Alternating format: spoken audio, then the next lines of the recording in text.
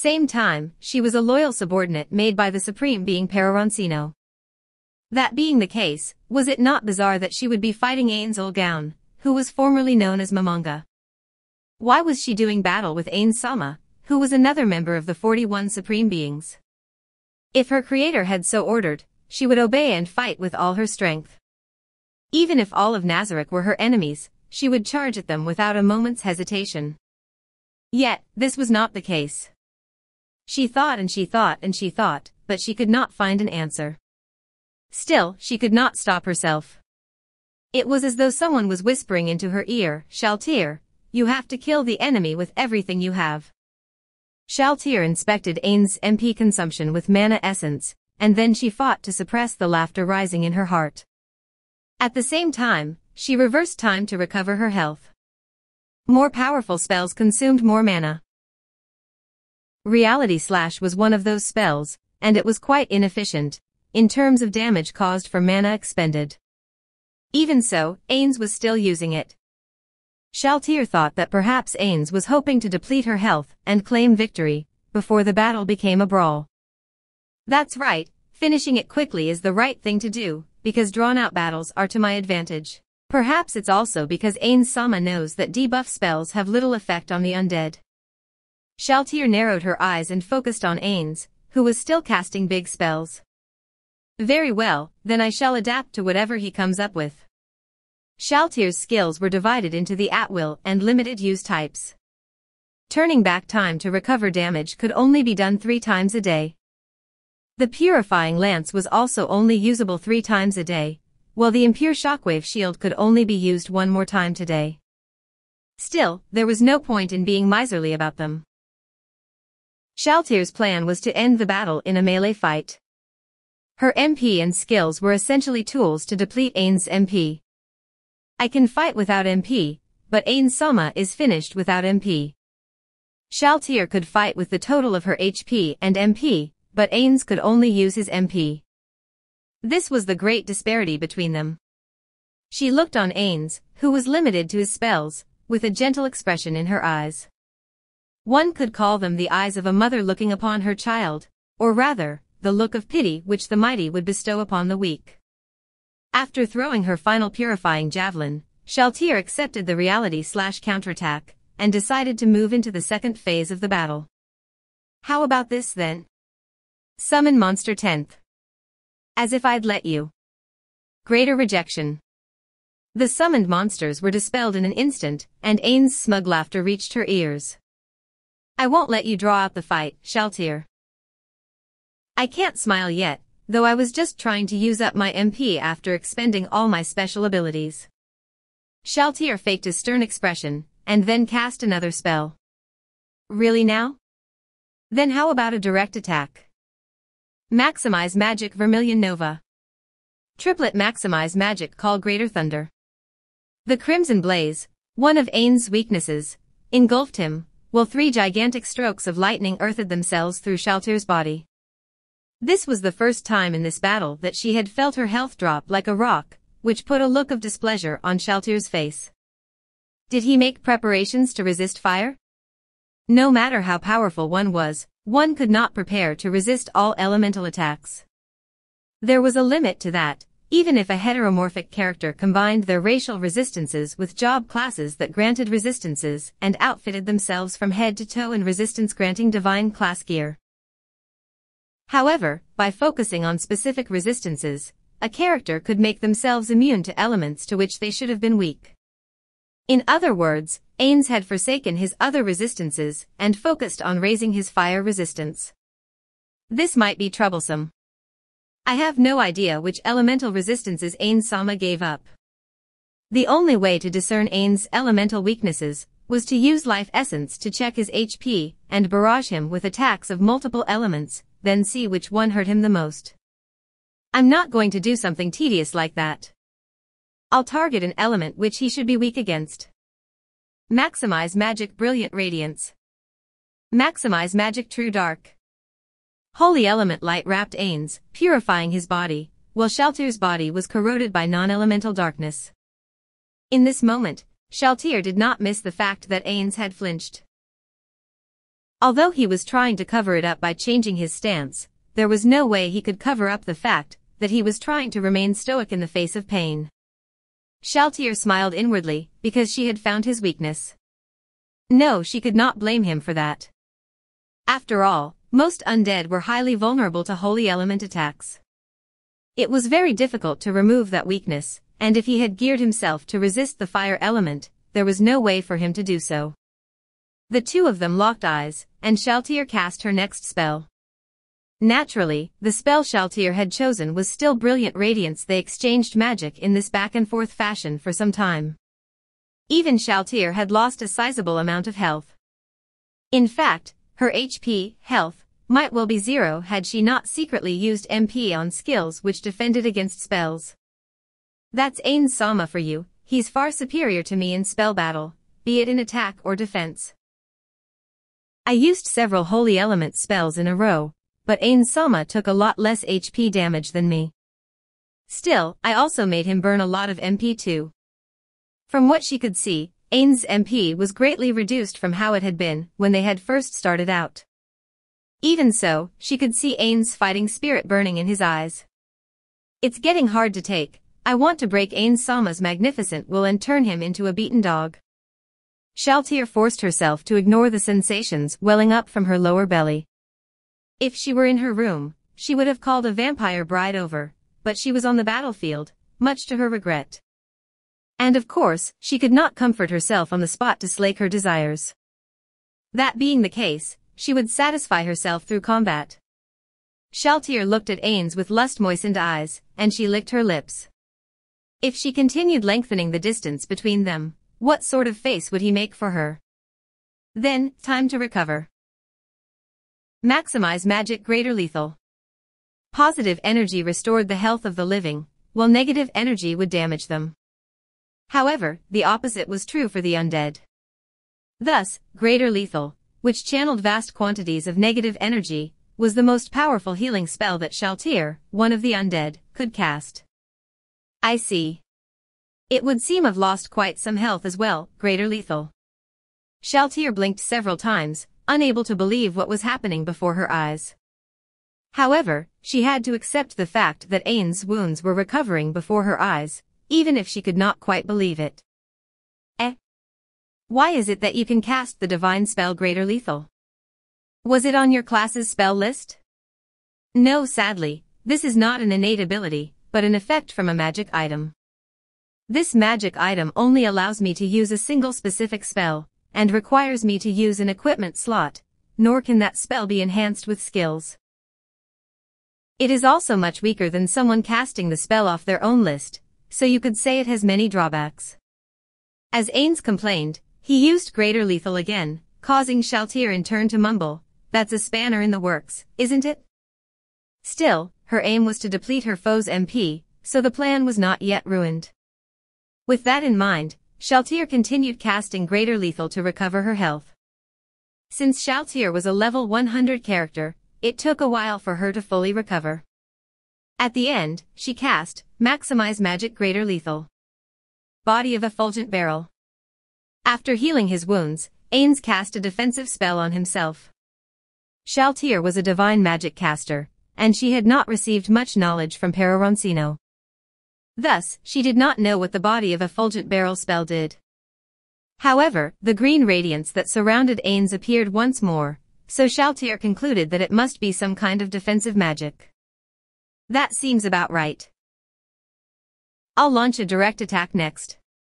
Shaltir brandished her speat lance, but just as she was about to move, the words which had slipped from Ain's mouth entered her ears. What a disadvantageous fight. Shaltir had not expected this, and she loosened her grip on the speat lance. She was about to say, "Did you only realize that now?" Well, she wanted to say that, but Shaltir concluded that it would be disrespectful to mock Ains, her master, so she did not speak those words. My master? Ains Sama? That word kept appearing in her mind, and it confused her. Why was she bearing steel at her master, Ains Sama? Still, this was quite normal. There were many things in the world which were difficult to understand, and this was simply one of them. Having made that decision, she sensed that Ain's actions lacked consistency. Thus, in a casual tone which did not belong on the battlefield, she asked, "If you feel it is disadvantageous, why not retreat?" Well, you do have a point. Ain's skeletal face could not show any expressions, but for some reason, she had the feeling that he was smiling bitterly at her. Yes, that's right. I'm very stubborn, Shaltir. I don't want to run from this." Ains looked at one of his empty, skeletal hands. Shaltir's eyes went to that hand as well. "Perhaps others will not understand why I have done this. Some might even think of me as a fool. Still, right now, I am enjoying my position as guildmaster because I might have been guildmaster, but all I did was mainly coordinate events or other sundry tasks. I hardly led from the front. Still, I am now standing on the front lines for the sake of the guild. Perhaps it was simply to satisfy myself." "Is that so? Is that what they call a man's imperative?" "Yes. Is it?" "It might be. Well, to some extent, I might have resigned myself to my fate." It seems we were almost interrupted by this pointless conversation. My apologies, let's start again. Part 2. Ains calmly studied Shaltir, who was bracing her spit lance. He had to triumph in this melee if he was to attain victory. The back of her armor bulged out, and a pair of bat wings burst forth, as though going straight through the plates. Ains knew what would happen next. Several giant bats flapped out from behind her to the sky. These were elder vampire bats summoned through her household summon skill. In addition, she continued summoning vampire bat swarms. They were not strong monsters, but he could not let them do as they pleased. Ains cast a spell, Shark's Cyclone. A tornado, 100 meters high and 50 meters across appeared before him. The black funnel cloud engulfed the bats before they could flee, trapping them within the vortex. Fast swimming shapes could be seen within the rapidly spinning tornado. These creatures were 6-meter-long sharks, and they moved as though they were in the ocean. The desperately fleeing bats were like bait which had been dropped into the water, and the sharks sprang on them. This spell showed its true potency against flying creatures, and the proof of that was adequately shown as the sharks ripped the elder vampire bats limb from limb in an instant. Just as the vampire bats were vanishing after being torn apart, a shadow broke free of the tornado. It was a crimson shadow, bursting out of the tornado at top speed. The lance it thrust before itself left an afterimage in the onlooker's eyes, like the fiery plume of a rocket. Ains could not react in time, and his body was racked with pain. It felt as though his bones were crumbling. In the instant in which Ains had failed to pay attention, Shaltir had appeared in front of him. Her cruel weapon pierced through Ains' chest and protruded out his back. Guarg! The weapon which had struck him also did bludgeoning damage, and the massive drop in health which resulted drew a cry of agony from Ains.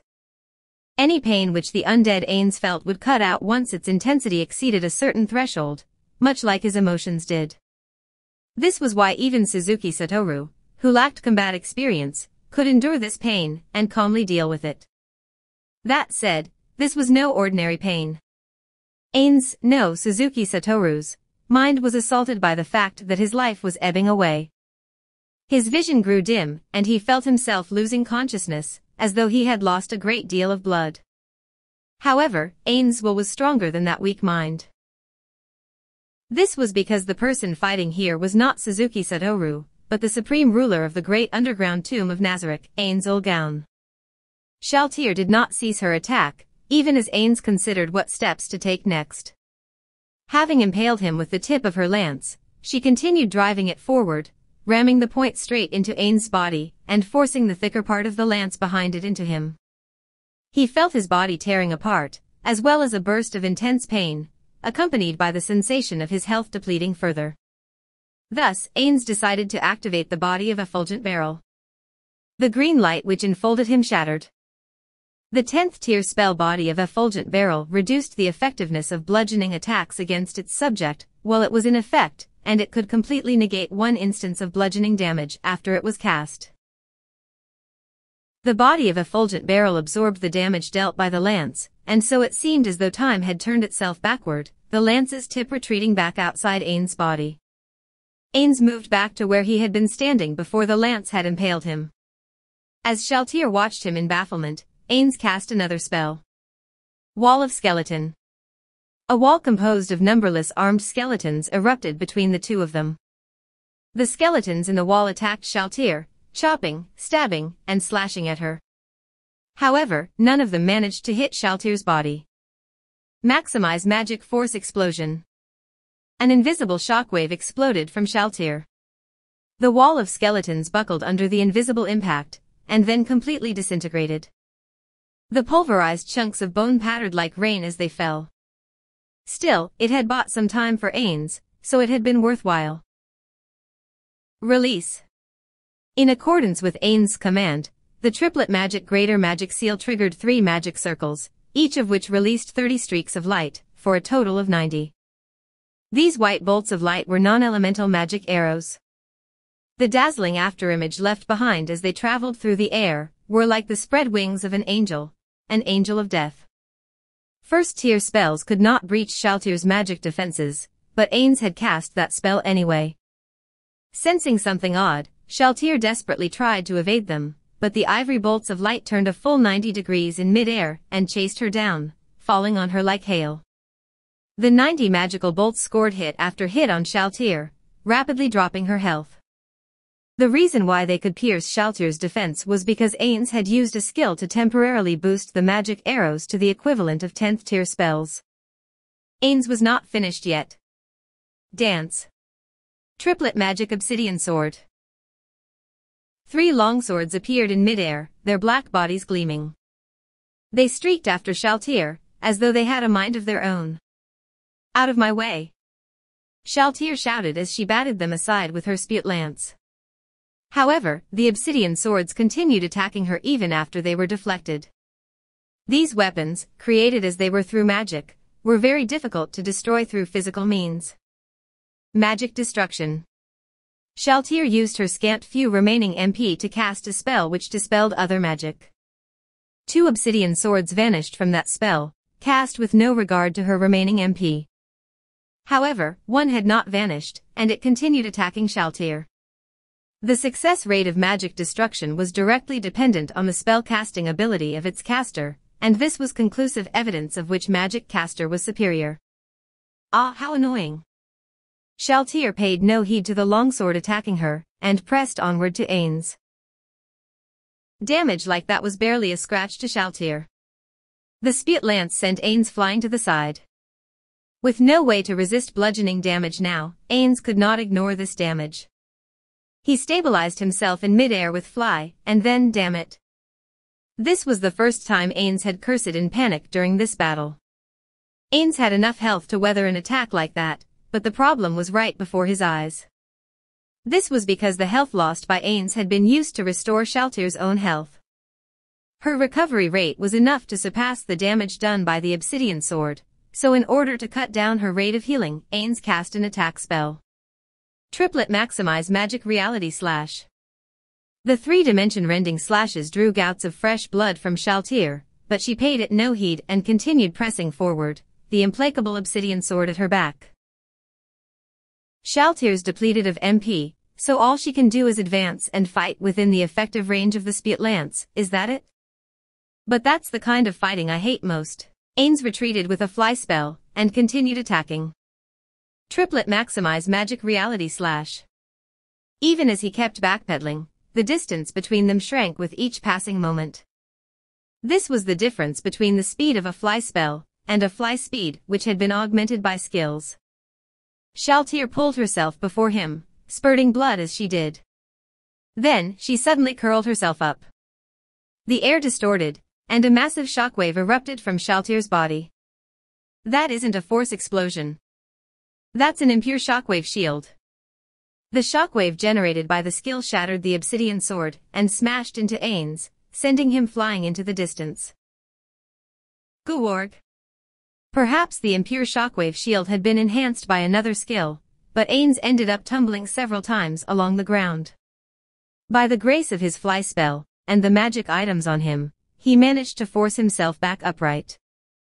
Perhaps it was because he lacked semicircular canals, or because of his undead traits, but Ains was not dizzied by the rolling and made to open the distance between himself and Shaltir.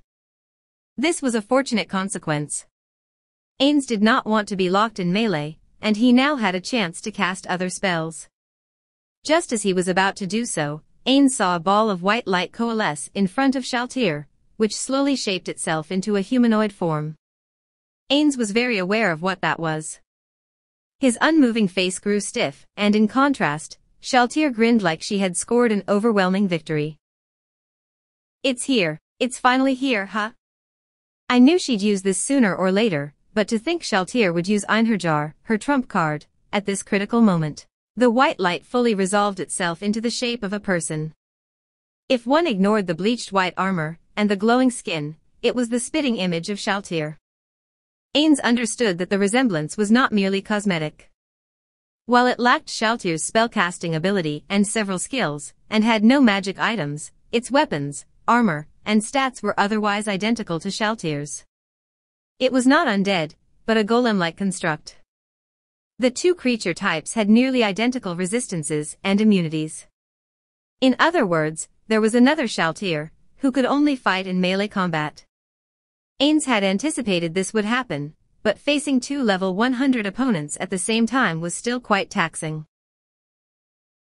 In addition, Shaltir had summoned countless minions, like wolves, bats, rats, and the like. These summoned minions were not as powerful as the Einherjar, but he could not discount their power in a group. "I could wipe them all out with an area effect spell, but what should I do about the Einherjar?" Just as Ains was thinking about his next move, the Einherjar charged, and that surprised him. Why was Shaltir not moving? Did she not intend to gang up on him? Ains learned the answer to those questions after shifting his line of sight. At the same time, the points of light in his eyes blazed up. "Now that's just unfair." Ains cursed. To think she would actually do something like that. What Ains saw was the sight of Shaltir's summoned minions disappearing one after the other, their bodies pierced by the Spit Lance. Shaltir was killing her summoned minions with the Spit Lance to restore her health. It went without saying that the amount of health restored by the Spit Lance depended on the amount of damage it inflicted. When she attacked Ains, who was of equal level and had a high defense, and her weak summons, it was immediately obvious which would give her more health in return. Indeed, Ains could see Shaltir's health refilling rapidly. The summoned minions steadily died and vanished. This was an unexpectedly cruel fact. Since friendly fire was in effect, this too should have been an expected outcome. Ains regained his calm, and altered his battle plans to take this unexpected development into account. However, Ains could not completely calm himself after witnessing someone killing their own summoned monsters to restore health, a sight which could not take place in Yggdrasil. As a result, the charging Einherjar landed a solid hit on him. Guorg. The expressionless Einherjar continued attacking, the blows knocking Ains back. Forced back by the continuous string of attacks, Ains decided to use his own trump card. Shaltir's summons were not unlimited, so they should have been almost used up by now. Still, it would be bad to let Shaltir heal herself by using the surrounding monsters. The original plan was to use the trump card once the Einherjar appeared. That plan did not account for Shaltir healing herself by killing her summoned minions. Diamond Suit Ains had 60 levels of job classes, and one of them was quite special. It was a class that was very rare even in Yggdrasil, held only by a small number of players. Ains could enter this class because he was not fixated on pure power, but had instead focused on role-playing a necromancer to the hilt. Had he pursued character power, he would not have discovered this class, which required a very unorthodox build by chance. This was because the class's entry requirements were 5 levels of Overlord, a focus on necromancer-type job classes, as well as an overall character level of 95. In normal games, most people would spread the news of a newly discovered class on walkthrough sites to share with others. However, games like Yggdrasil put a very high premium on information. For instance, few people would share news about a world-class item with others without charge. This was especially true for classes with trump cards. The class in question was called Eclipse.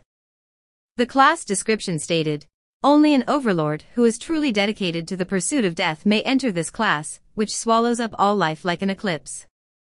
The move Ains was planning to use was one which was only available after reaching the maximum level, 5th, in Eclipse, a skill which could only be used once every 100 hours. It was the trump card of the Eclipse class. That skill was called the goal of all life is death. In that moment, a clock face appeared behind Ains, its hands indicating 12 o'clock. Then he cast a spell, Widen Magic Cry of the Banshee. A woman's wail echoed through the air. This cry carried with it an instant death effect. Ains had used various skills to augment this spell, so its potency was greater than normal and harder to resist.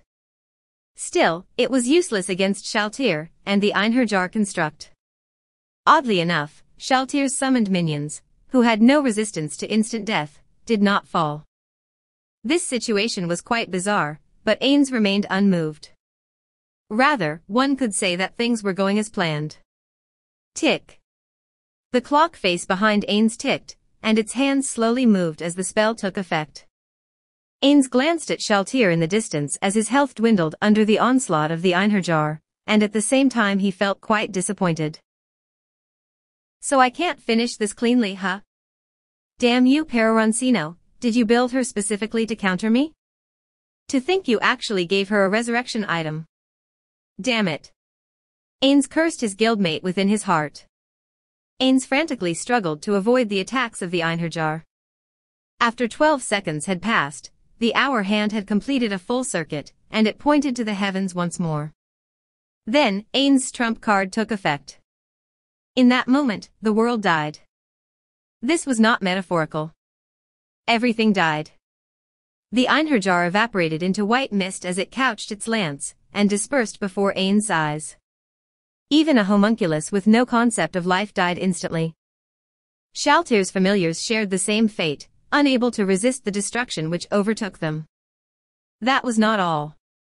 Even the air, which was not even alive to begin with, fell into death.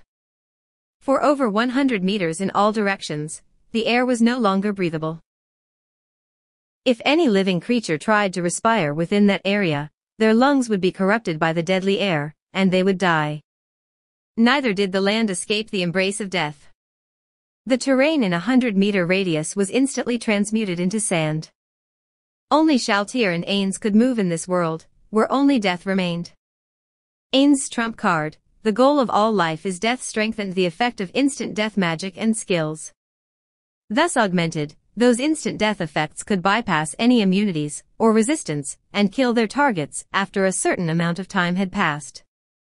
One could resist it by using a resurrection effect on themselves within 12 seconds, as Shaltir had.